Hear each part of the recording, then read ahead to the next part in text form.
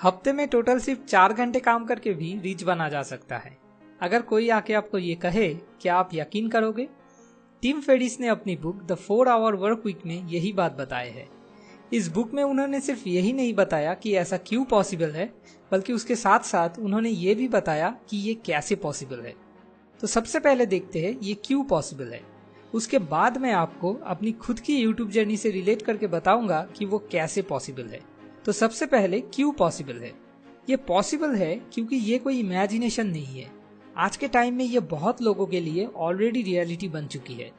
For example, आप किसी भी यूट्यूब चैनल को देख लो, जिन चैनल्स पे लाखों सब्सक्राइबर्स है, जैसे कि बीबी की वाइन्स या टीवीएफ, जिनमें हर रोज टोटल सारे वीडियोस पे लाखों व्यूज पड़ते हैं। अब हमारे यूट्यूब चैनल के अकॉर्डिंग अभी ऑन एन एवरेज पर 2000 व्यूज पे $1 की एड रेवेन्यू जनरेट होती है। कोई अगर हफ्ते में और भी ज्यादा वीडियोस डालेगा तो उनका एड रेवेन्यू और भी ज्यादा जनरेट होगा। अब ऐसे अगर हर रोज किसी चैनल पे डेली 1 लाख व्यूज भी पड़ते हैं तो उससे डेली $50 की रेवेन्यू जनरेट होती है। मतलब मंथली 50 into 30 $1,500, जो हमारे इंडियन करेंसी में 1 लाख रुपीस होता है। मतलब मंथली अर्निंग 1 लाख रुपीस। भाई 6 फिगर मंथली अर्निंग इंडिया के हिसाब से रिच बनने के लिए काफी होता है। ऐसे रिच को ऑथर ने न्यू रिच कहा है। न्यू रिच और ओल्ड रिच में फर्क यह है, ओल्ड रिच पीपल हर रोज मजबूरी में 9 to 5 काम करते हैं। अपनी मर्जी से किसी जगह पर ज्यादा दिन नहीं रह पाते। उन्हें एक ही एग्जैक्ट लोकेशन पे ही रहकर काम करना पड़ता है। जहाँ पे न्यू रिच पीपल जब चाहे 9 to 5 वर्क आवर को एस्केप कर सकते हैं। वो दुनिया के किसी भी कोने में जितने दिन चाहे अपनी मर्जी से रह सकते हैं और वहां रहकर अपना काम भी कर सकते हैं। और सबसे बड़ी बात, इससे उनके मंथली अर्निंग्स पे भी कोई इफेक्ट नहीं पड़ता है। आप कोई भी सक्सेसफुल एंटरप्रेन्योर को देख लो, वो सारे न्यू रिच कैटेगरी में आते हैं। तो अब ये आपके ऊपर है, आपको कौन सा लाइफस्टाइल पसंद है, न्यू रिच या फिर ओल्ड रिच। अब ये देखते हैं कैसे न्यू रिच बनना पॉसिबल है। वैसे तो बहुत सारे तरीके हैं, लेकिन आज के टाइम में सबसे ज्यादा इफेक्टिव और पॉपुलर तरीका है एंटरप्रेन्योरशिप। आप एक प्रोडक्ट को बनाते हो और फिर उसको इंटरनेट के जरिए सेल करते हो। यही एंटरप्रेन्योरशिप की बेसिक फंडा है। आप अपने प्रोडक्ट के जरिए इस सोसाइटी को जितना ज्यादा वैल्यू प्रोवाइड करते हो, उस प्रोडक्ट की डिमांड उतनी ही ज्यादा होती है। तो सबसे पहले तो आपको एक ऐसा प्रोडक्ट क्रिएट करना होगा जो लोगों को पसंद आए, उनके किसी काम में आए। उसके बाद आपको 2 चीजें करना होगा, एक एलिमिनेशन और दूसरा आउटसोर्सिंग।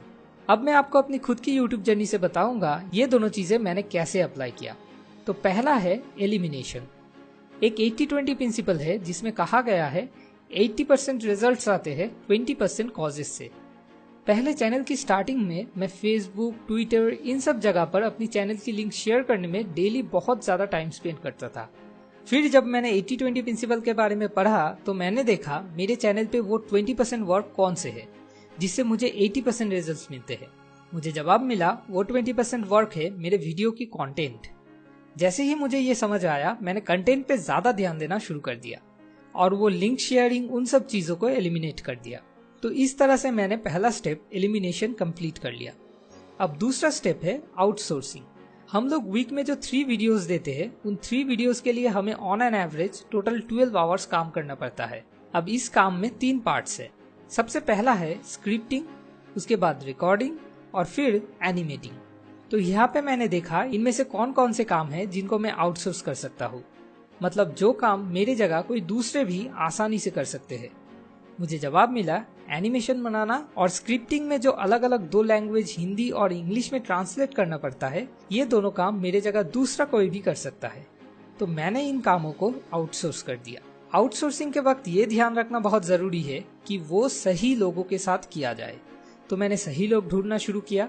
मेरे भाई को बचपन से ही एनिमेशन सीखने का बहुत शौक था, तो मैंने उसको वीडियोस्क्राइब में कैसे आसानी से एनिमेशन बनाया जाता है वो सिखा दिया और उसको एनिमेशन बनाने का काम सौंप दिया। अब बाकी रहा ट्रांसलेशन करने का काम।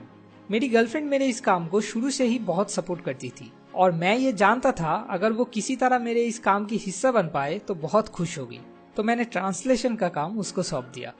तो पहले मुझे वीकली 3 वीडियोस देने के लिए अकेले हफ्ते में 12 आवर्स काम करना पड़ता था, लेकिन आउटसोर्सिंग करने के बाद वो काम 3 लोगों में बांट गया और अभी वीकली 3 वीडियोस देने के लिए हम तीनों को ऑन एन एवरेज सिर्फ 4 आवर काम करना पड़ता है।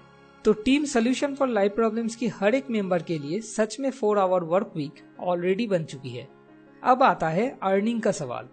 हालांकि तो अभी हम लोग 1 लाख जैसे इतना ज्यादा सब्सक्राइबर्स नहीं गेन कर पाए, लेकिन जिस रेट से सब्सक्राइबर्स बढ़ रहे हैं, अगर ऐसे ही बढ़ते रहे, आप सब ऐसे ही हमें सपोर्ट करते रहे, तो मुझे पूरा यकीन है कि अगले 1 साल के अंदर अंदर सोल्यूशन फॉर लाइफ प्रॉब्लम्स भी 1 लाख सब्सक्राइबर्स गेन करने में कामयाब हो जाएगी। मैंने ये चीजें टीम फेरिस की book the 4 hour work week से सीखा है। अगर आप और डिटेल्स में इस प्रोसेस को जानना चाहते हो तो आप नीचे डिस्क्रिप्शन में दिए हुए लिंक से जाके amazon.in से इस बुक को खरीद सकते हो। अगला वीडियो अगले वेडनेसडे। Thanks for watching.